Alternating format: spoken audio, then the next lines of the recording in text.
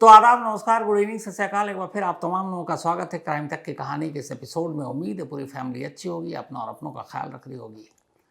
ऐसे बहुत सारे केस हैं, कई कहानियां तो मैंने आपको इसी क्राइम तक में ही सुना रखी है कि कई बार भूत प्रेत ये मामले कोर्ट में पहुंचे, अदालत में मुकदमा चल रहा है और ये हवा हवाई बातें नहीं है, डॉक्यूमेंट है, इसके फैसले हैं, जजमेंट है, कानून की किताबों में लिखा हुआ है। तो कैसे भूत प्रेत पर मुकदमा चला या भूत प्रेत की वजह से मुकदमे का फैसला हुआ, आत्मा, जादू टोना, ये सारी चीज़ें, मतलब कानून भी इससे अछूता नहीं है। कई ऐसे केस हुए जिसको भूत ने सुलझाए और कोर्ट ने माना, ये भी मैंने आपको सुनाया। लेकिन इस कहानी का एक दूसरा पहलू ये है कि हमारे देश में पहले तो नहीं था, धीरे धीरे बदला कि जादू टोना, भूत प्रेत, काला मंत्र, जादू मंत्र ये ठीक नहीं है, इसको बदलना चाहिए, इसके लिए कानून लाना चाहिए। कानून है भी, लेकिन एनसीआरबी यानी नेशनल क्राइम रिकॉर्ड ब्यूरो के अगर डेटा के हिसाब से देखें, हालांकि हमारे यहाँ भूत प्रेत और जादू टोना पर कोई वैसे डेटा नहीं रखा गया, लेकिन एनसीआरबी ने ख़ासतौर पर ऐसे मामलों का डेटा ज़रूर रिलीज़ करती है। वो ये कि हर साल सिर्फ जादू टोना के नाम पर 65 से 80 लोगों का कत्ल हो जाता है, मतलब मार दिए जाते हैं। कई लोग खुद से ही बलि टाइप की चीज़ें कर देते हैं। वो क्यों? क्योंकि तांत्रिक और जादू टोना के चक्कर में। और वरना जादू टोना के नाम पर ठगी के तो हज़ारों केस रजिस्टर होते हैं हर साल। तो देश के लगभग अलग अलग राज्यों में ये सारी चीज़ें चलती हैं। बहुत सारे ऐसे स्टेट हैं जिन्होंने इस काले जादू को रोकने के लिए अपने अपने कानून बनाए। हमारे देश के इस वक्त 8 स्टेट ऐसे हैं जहाँ पर काले जादू को लेकर कानून है और वहाँ इसे जुर्म घोषित कर दिया गया है, जिनमें कर्नाटक, बिहार, महाराष्ट्र, झारखंड, राजस्थान, उड़ीसा और छत्तीसगढ़, असम भी है। 8 स्टेट ऐसे हैं जहाँ ब्लैक मैजिक को लेकर कानून है। चूँकि ये स्टेट सब्जेक्ट है, इसलिए अलग अलग स्टेट को कहा गया है कि आप लोग अपने अपने कानून बनाएं इसको लेकर, जादू टोना भूत प्रेत को रोकने के लिए। अब इसमें अलग अलग सज़ाएँ भी हैं, 3 महीने से लेके 4-5 साल तक सज़ा की बात भी की गई है।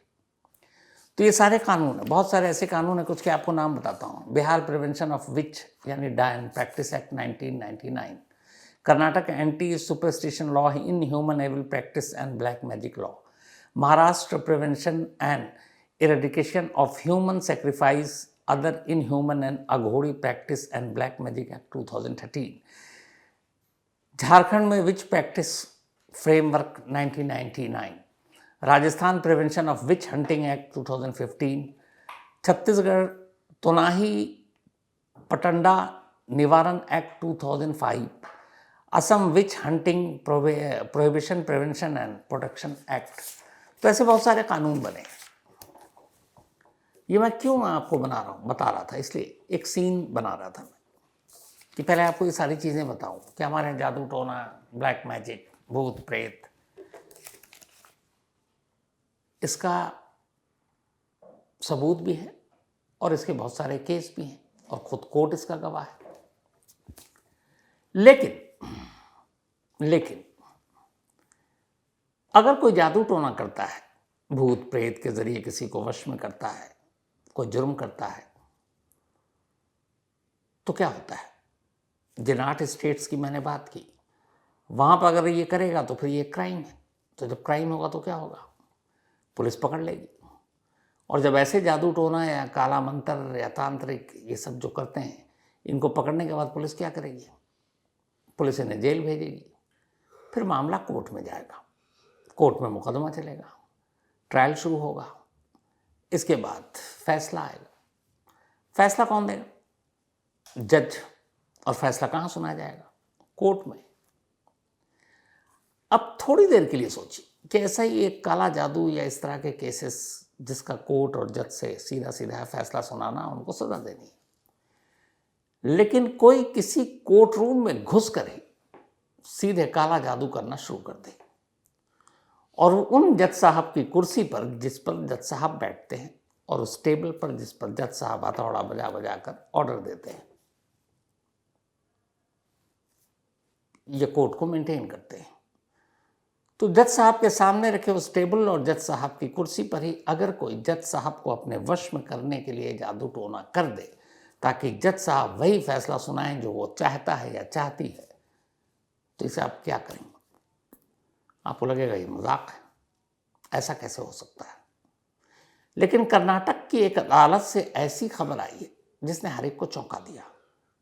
जिस कोर्ट में एक मुकदमा चल रहा था, एक सिविल मुकदमा, एक प्रॉपर्टी का मुकदमा, और काफी वक्त से चल रहा था, उस कोर्ट में एक महिला जो उस मुकदमे की एक भागीदार थी और फैसला आना था, और उसे लगा कि उसका फैसला उसके हक में हो। अब पता नहीं जज साहब क्या फैसला देंगे, तो उसने कहा एक काम करते हैं, फैसले का इंतजार क्यों करें, जज साहब को ही वश में कर लेते हैं, जज साहब पर ही काला जादू का अमल कर डालते हैं, और एक बार जज साहब वश में आ गए तो फिर तो फैसला अपना। और उसने कर दिया। ये कहानी है कर्नाटक की। कर्नाटक में एक जगह है चिक्काबल्लापुरा। इसी चिक्काबल्लापुरा में एक कोर्ट है। ये कोर्ट है फर्स्ट एडिशनल सीनियर सिविल जज and judicial magistrate first class. तो यहाँ पे जो लोअर कोर्ट होती है वही ये कोर्ट है चिक्काबल्लापुरा में। तारीख थी 9 जुलाई और वक्त सुबह के 9:40। जज साहब 10 बजे अमूमन आकर अपनी कुर्सी पर बैठ जाते हैं और कोर्ट की कार्रवाई शुरू हो जाती है। तो 9 जुलाई को 9:40 पर सारी तैयारी हो गई। जब जज साहब आते हैं उससे पहले कोर्ट स्टाफ हर चीज़ अपनी जगह पर कर देता है कि कुर्सी कहाँ है, बाकी चीज़ें कहाँ हैं, ताकि जज साहब, और ये कोर्ट का एक अपना नियम है कि जज साहब जैसी कुर्सी पर बैठे मतलब अदालत शुरू हो गई। तो उससे पहले तमाम को कोर्ट स्टाफ उस हिसाब से अपनी तैयारी करते हैं। तो एक कोर्ट स्टाफ पूरे कोर्ट की तैयारी में लगा हुआ था। 9:40 हुए। अब वो सीधे ऊपर चढ़ा जहां पे जज साहब की कुर्सी थी, सामने टेबल। देखा सब कुछ ठीक है, लेकिन जैसे उसकी कुर्सी पर नजर पड़ी वो थोड़ा चौंका। कुर्सी पर सफेद सरसों के कुछ दाने पड़े हुए थे। उसे लगा ये यहाँ से कहाँ से आया, तब भी उसके दिमाग में कुछ नहीं। फिर अचानक उसने सामने टेबल पर देखा। उसने टेबल पर देखा, वहां पर भी कुछ सरसों के दाने पड़े हुए और टेबल पर कुछ लाल लाल मतलब टीका जैसी कुछ चीजें लगी हुई। सरसों के दाने तक तो उसे समझ में नहीं आया, लेकिन जब ये सारी टीका और ये सारी चीजें देखी और कुर्सी या टेबल पर आमने सामने,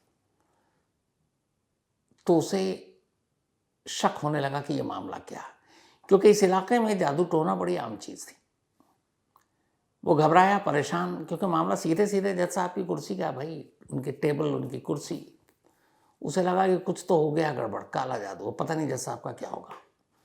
वो भागकर अपने सीनियर के पास गया। उसने कहा कि साहब ऐसी ऐसी बात है। उसे भी कुछ समझ में नहीं आया। सीनियर भी अब भाग कर आए। अभी कोर्ट की कार्रवाई शुरू होने में वक्त था। जब वहाँ गए तो उन्होंने देखा कि हाँ ये सारी चीज़ें हैं। अब वक्त तेज़ी से भाग रहा। 9:40 पर ये सारी चीज़ें हुई, 10 बजने वाला है। जज साहब वक्त के पाबंद हैं, अब कुर्सी पर बैठने वाले हैं, अदालत की कार्रवाई शुरू होने वाली है। इन्होंने आनन फानन में फिर कुर्सी साफ़ की, टेबल साफ़ किया, सब कुछ अपनी जगह पर रखा, और इतनी देर में जज साहब आ गए। अदालत की कार्रवाई शुरू हो गई। जज साहब को अभी तक कुछ पता नहीं। इधर जिस कोर्ट स्टाफ ने देखा और उनके सीनियर ने देखा, उनके दिमाग में अब सारी बातें घूम रही कि ये क्या मामला है। फिर तय हुआ कि चलो सीसीटीवी कैमरा निकालते हैं, उसमें देखते हैं, शायद कुछ क्लू मिले।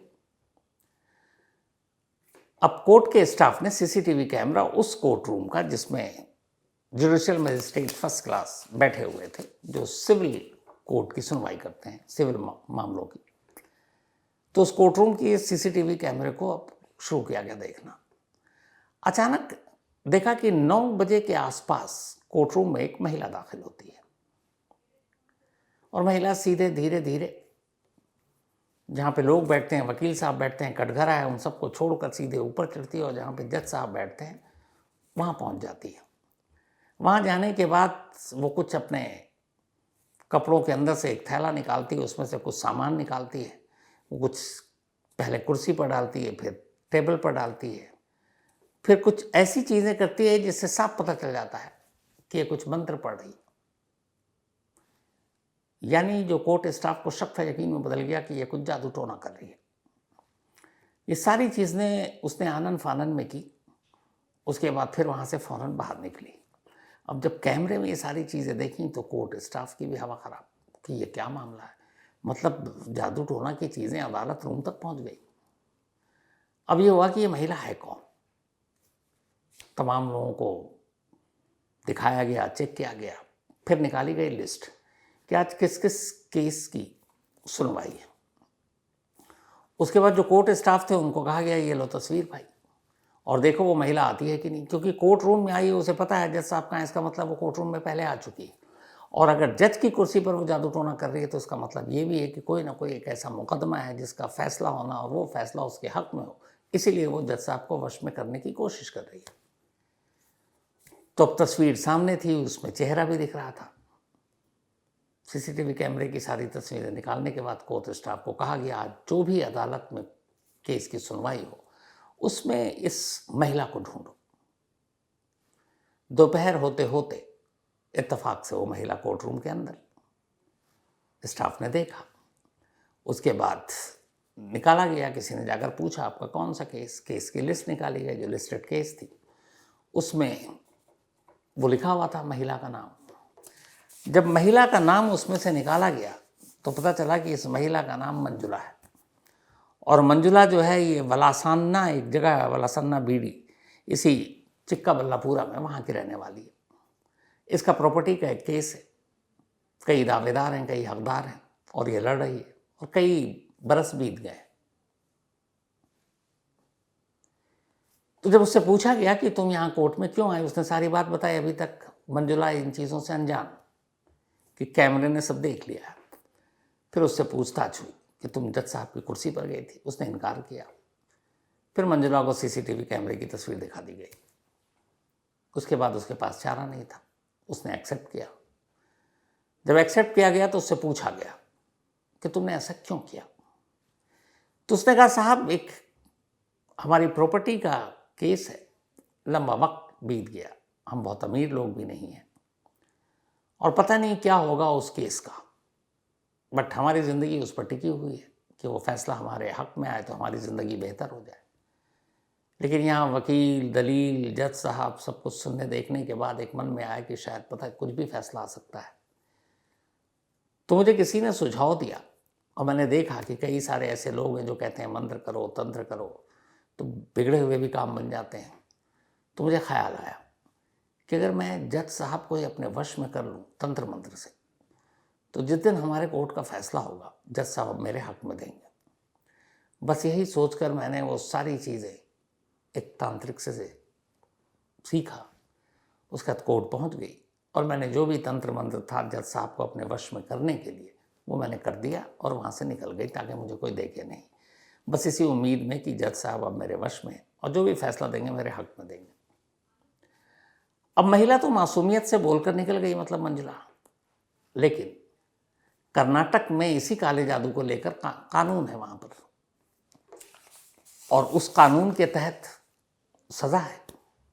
लेकिन मंजुला ने तो वही जुर्म सीधे कोर्ट रूम में घुसकर कर दिया जिस कोर्ट रूम में ऐसे ही ब्लैक मैजिक को लेकर सज़ा दी जाती है। तो अब क्या हो, सारी चीज़ें जब हुई फिर कोर्ट के स्टाफ की मीटिंग हुई, कोर्ट के जो इंचार्ज, एडमिनिस्ट्रेटिव स्टाफ, इन सब की मीटिंग के बाद ये तय हुआ कि ये कानून का उल्लंघन है और ब्लैक मैजिक एक्ट के तहत मंजुला पर मुकदमा बनता है। फिर उन जज साहब को भी सारी चीज़ बताई गई।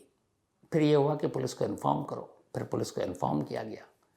फिर पुलिस आई, सारी चीज़ें देखती है और उसके बाद उसी ब्लैक मैजिक एक्ट जो है, Karnataka prevention and eradication of inhuman evil practice and black magic act 2017, इसके तहत मुकदमा दर्ज किया गया और फिर उसी कोर्ट में मंजुला को पेश किया गया। कमाल ये है, इस बार मंजुला अपने सिविल कोर्ट के चक्कर में पेश नहीं हुई, बल्कि इस नए जुर्म के चक्कर में जो उसने जज साहब के साथ किया उनको वश में करने के लिए। तो उसी कोर्ट में, उसी रूम में सब कुछ हुआ। लेकिन अब ये मैटर चूँकि सिविल का था नहीं, फिर हुआ कि ये दूसरे जज साहब देखेंगे। तो फिर दूसरे कोर्ट में गए और अब ये क्रिमिनल केस, तो वहाँ से ये हुआ कि क्या किया जाए। तो फिर ये हुआ कि चलो 14 दिन की जुडिशियल कस्टडी में, यानी कि न्यायिक हिरासत में जेल भेज देते हैं। 14 डेज जुडिशियल कस्टडी जो होती है मैक्सिमम होती है। अब इसके तहत ये भी है कि 14 दिन के लिए भेजा, लेकिन उम्मीद है कि शायद बेल पे वो बाहर भी आ जाए, क्योंकि ये हीनियस क्राइम की कैटेगरी में नहीं आता है। तो मंजुला को जेल भेज दिया गया, लेकिन ज़्यादा दिन तक रहेगी नहीं, मुश्किल से हफ्ते भर के अंदर वो जमानत पर बाहर आ जाएगी। लेकिन इस केस ने चौंका दिया कि मतलब कोर्ट और जज साहब भी अछूते नहीं हैं काला जादू से। हालांकि कोर्ट में ऐसे बहुत सारे केसेस पहले भी हुए। अभी हाल में एक वीडियो सोशल मीडिया पर वायरल होगा, आपने देखा होगा, एक वकील साहब सुप्रीम कोर्ट में 2 जजों के बेंच के सामने कुछ पढ़ रहे हैं और वो बाकायदा ऑर्डर दे रहे हैं, I order you to register FIR। उस पर एक जज साहब पूछते भी हैं कि आप हमें ऑर्डर दे रहे हैं, वो फिर जवाब देता है। और ये करते करते फिर वो एक ऐसी हरकत करते हैं जिसकी वजह से ये वीडियो वायरल है। वो सारे पेपर कोर्ट में 2 बेंच के जो जजेस बैठे थे उनकी तरफ उछाल कर फेंकते हैं और चीफ जस्टिस ऑफ इंडिया यानी CJI के लिए अपशब्द बोलते हैं। फौरन कोर्ट में हड़कंप मच जाता है। लेकिन इसके बाद फिर जब उन्हें पकड़ा जाता है वकील साहब को, तो फिर यही दोनों जज जिनकी कोर्ट में ये सब कुछ हुआ, ये उनके अधिकार और अख्तियार में था। उन्होंने कहा हम शायद उनकी हालत समझते हैं, इसलिए इनके खिलाफ मैं कोई कानूनी कार्रवाई करने की इजाज़त नहीं देता हूँ, और दोनों जज ने माफ़ कर दिया। तो कोर्टरूम में ऐसे बहुत सारे किस्से और कहानियाँ और तमाशे होते रहते हैं हमारे, और बड़े इंटरेस्टिंग भी होते हैं कई बार। लेकिन ये पहली बार मैंने खुद सुना कि एक जज साहब पर ही उन्हीं के कोर्ट में उन्हीं की कुर्सी और टेबल पर सारी सेटिंग बिछा दी गई कि अब तो जज साहब कंट्रोल में, फैसला अपने हक में होगा। पर ऐसा होता नहीं है, लेकिन क्या कीजिएगा। तो खैर, इस अजीबोगरीब कहानी में आज इतना ही। अब आपसे मुलाकात होगी कल रात 9 बजे किसी नई कहानी के साथ। तब तक अपना और अपनों का ख्याल रखिएगा। Thank you very much.